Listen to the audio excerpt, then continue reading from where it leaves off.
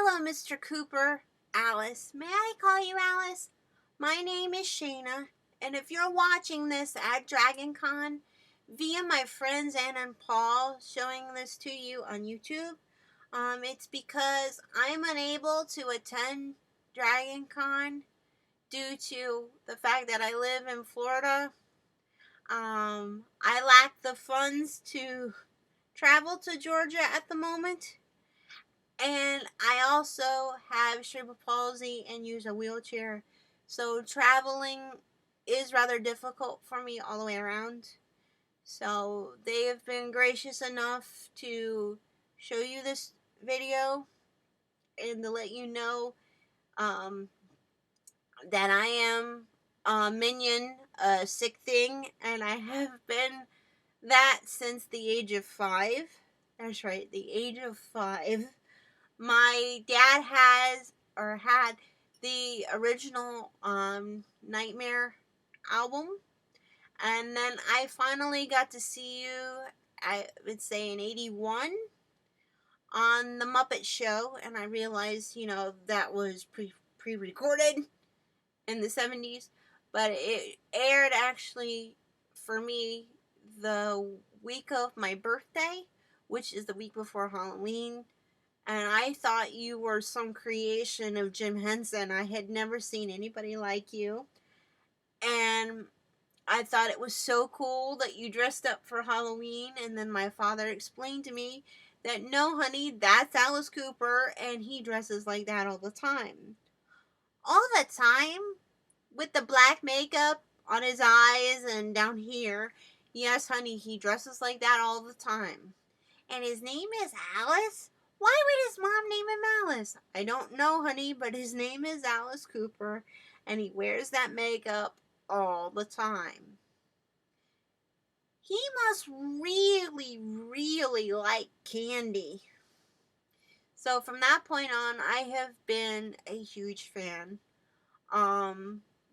Your music is, I realize, to most people on the dark side of things, and not a lot of people understand it, but I can tell you from personal experience in this past year, it has helped me so much to listen to your music. My father passed away June 25th, 2011. He had been sick for 12 years, and your music has helped me through a myriad of things that you go through when you're grieving for a loved one. He did know about the Along Came a Spider album because I told him, and your song Salvation. I shared with him your testimony about becoming a Christian and giving up alcohol and getting addicted to golf instead, and he commended you for it. For he himself was a recovering alcoholic for over 20 years, so he commended you for that. And I told him that to me you sound better now than you did in the past, and he agreed. He thought that was really awesome to hear. Like I said, your music helped me through this rough time of losing my father. Um, and the second Nightmare album, when I found out about it, was just a few weeks after my dad had passed. And I downloaded it right away, and it was a bittersweet moment because of my dad not being there and this brand new album you had come out with, and him being such a big fan. And as I'm going through the titles, and this is something I notice about your music, at least from my opinion, is that none of the titles actually fit fit the songs. I mean, they fit the songs, but they don't necessarily explain the whole story behind of the song itself, except for maybe Disco Bloodbath Boogie Fever. That's pretty self-explanatory.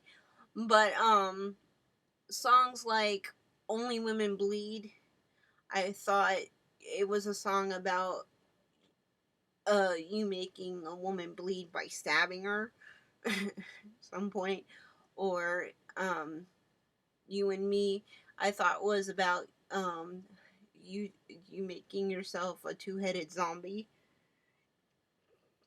That's how my imagination worked when I listened to your music.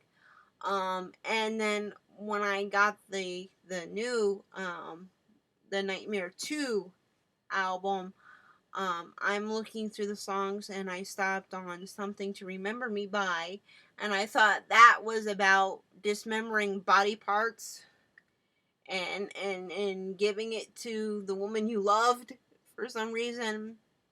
But when I heard it, and knowing that my father had passed away a few weeks before, it really hit home.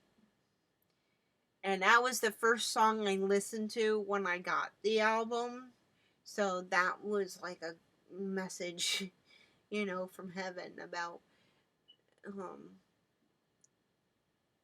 the distance doesn't stop the person from loving you, and that we should treasure the moments we have with our loved one, because you don't know how long they will be with you.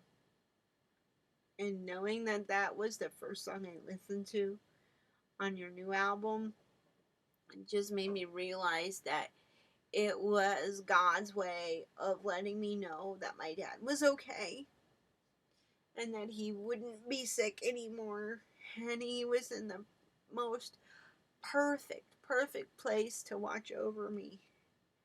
So, from the bottom of my heart, Alice, you rock. Don't ever change. Um, don't let others dictate to you who you should be and what your music should be. Because as a true artist, um, which I think you are, and an inspiration to me as a writer, even though I don't write music, um, we have to embrace the dark as well as the light and be able to express it to the rest of the world, because the rest of the world is afraid to face the darkness. And if we don't, people, I don't think, will learn from it. And you can't appreciate the light and the kindness and the love in the world without there being darkness. And I realize that your concerts and your music is a show. It's like you said, it's the last of vaudeville, or Groucho Marx. Your friend Groucho Marx said it, and that is very true. But it also um, lets the people know that it's okay to express yourself artistically, your dark feelings as well as those happy ones. And you do it so masterfully and so well. Um, and I thank God for you every day. And I pray for you and your family. And I have never ever seen you in concert, and I hope to one day, and I hope to meet you face to face, because my father has always taught me that if you have anything important to say, and that's another reason why I did this video, you should be able to say it to their face so they know how sincere you are and how much truth is behind your words. You are an awesome artist, and as I said, I pray for you and your family daily. God bless you. Keep up the good work. And I pray your golf game just keeps getting better and better. Thank you for your time and for watching. God bless. I love you, Alice Cooper. Bye.